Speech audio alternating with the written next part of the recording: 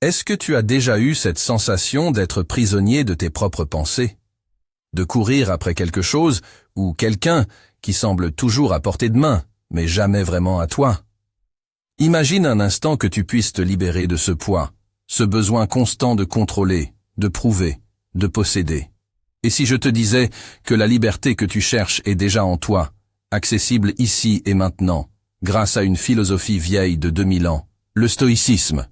Oui, c'est possible, et aujourd'hui, je vais te montrer comment. Pourquoi le lâcher-prise est essentiel aujourd'hui? Dans notre monde moderne, où tout va trop vite, nous sommes souvent submergés par des attentes élevées, des échecs perçus, et des objectifs qui nous épuisent. Nous cherchons à tout contrôler, notre travail, nos relations, nos finances, notre image. Mais ce besoin constant de tout maîtriser nous éloigne de la paix intérieure. Le stoïcisme, une philosophie simple et pratique, nous offre un antidote. Apprendre à lâcher prise. Le lâcher-prise n'est pas de l'abandon ou de la passivité. C'est une force, un acte conscient de recentrer son énergie sur ce qui compte vraiment. C'est accepter ce que nous ne pouvons pas changer, tout en agissant courageusement sur ce qui est en notre pouvoir.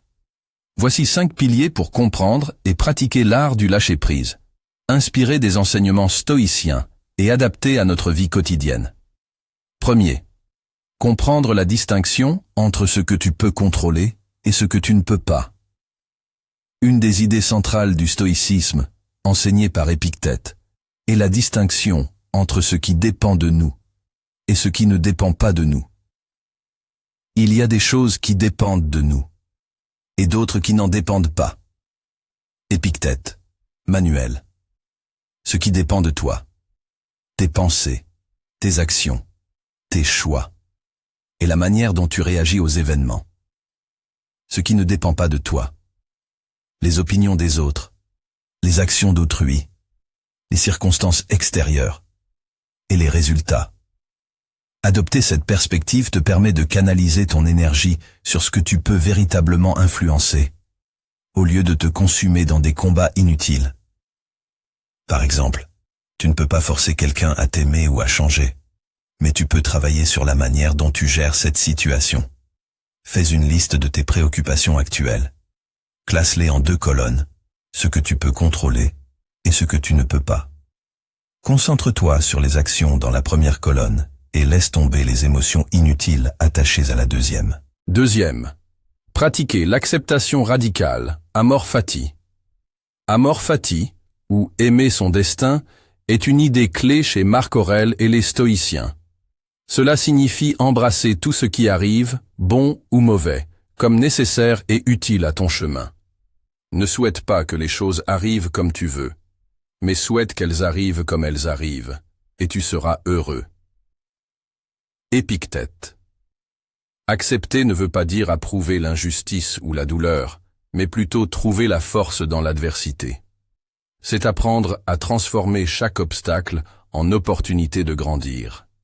Si tu perds ton emploi, cela peut être l'opportunité de réévaluer ta carrière, de développer de nouvelles compétences ou de lancer un projet que tu as toujours remis à plus tard. Face à une situation difficile, demande-toi, que puis-je apprendre de cela? Comment cela peut-il me servir? Troisième. Maîtriser tes émotions par la raison. Le stoïcisme enseigne que nos émotions naissent de nos pensées et interprétations. Marc Aurèle rappelle que ce ne sont pas les événements qui nous troublent, mais les jugements que nous portons sur eux. Comment appliquer cela dans ta vie quotidienne? Si quelqu'un te critique, reconnais que c'est son opinion, pas une vérité absolue. Si tu es stressé par une échéance, réfléchis. Qu'est-ce que le pire qui pourrait arriver? Et comment pourrais-je y faire face? En utilisant la raison, tu peux prendre du recul sur tes émotions et retrouver ton calme. Quand une émotion forte surgit, arrête-toi un instant et pose-toi ces 3 questions.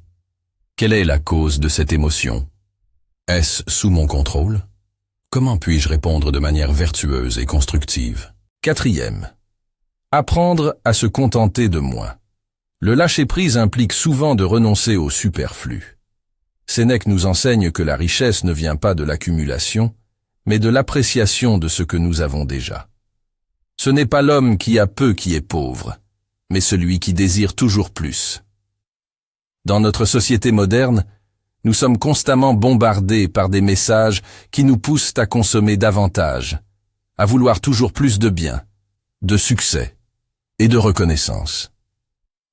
Cette poursuite incessante nous épuise et nous déconnecte de ce qui est essentiel. Le stoïcisme nous invite à redécouvrir la joie dans la simplicité et à apprendre à se contenter de ce qui est suffisant. Lorsque tu te détaches des possessions matérielles ou des attentes non réalistes, tu crées un espace pour une vie plus paisible et significative. Réduire le temps passé sur les réseaux sociaux, où nous sommes souvent exposés à des idéaux de vie luxueuses ou parfaites, peut te permettre de mieux apprécier ta propre vie. De même, limiter les dépenses inutiles et investir ton temps dans des activités enrichissantes peut te libérer d'une pression inutile. Fais un inventaire de tes désirs matériels et pose-toi cette question. Ai-je vraiment besoin de cela pour être heureux, Pratique la gratitude au quotidien. Chaque soir, note 3 choses pour lesquelles tu es reconnaissant. 5e. Embrasser l'impermanence. L'impermanence est une réalité inévitable de la vie.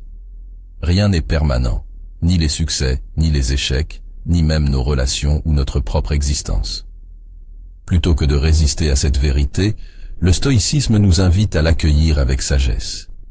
Tout ce qui existe est en perpétuelle transformation. Sépare-toi donc de ce que tu ne peux retenir et apprécie ce qui t'est donné dans l'instant. Marc Aurèle. Accepter l'impermanence ne signifie pas abandonner nos ambitions ou nos relations, mais plutôt les vivre pleinement, sans s'y attacher de manière malsaine. Lorsque nous reconnaissons que tout a une fin, nous valorisons davantage ce que nous avons ici et maintenant. Imagine que tu perds un objet précieux ou qu'une relation importante prend fin. Plutôt que de te lamenter sur la perte, réfléchis à la joie et aux leçons que cette chose ou cette personne t'ont apportées. Pratique la méditation sur l'impermanence. Prends quelques minutes chaque jour pour t'imaginer sans les choses auxquelles tu t'accroches et observe comment tu te sens. Adopte une perspective de gratitude active en appréciant les moments simples comme un repas en famille ou une balade en nature. 6. Cultiver l'autonomie émotionnelle.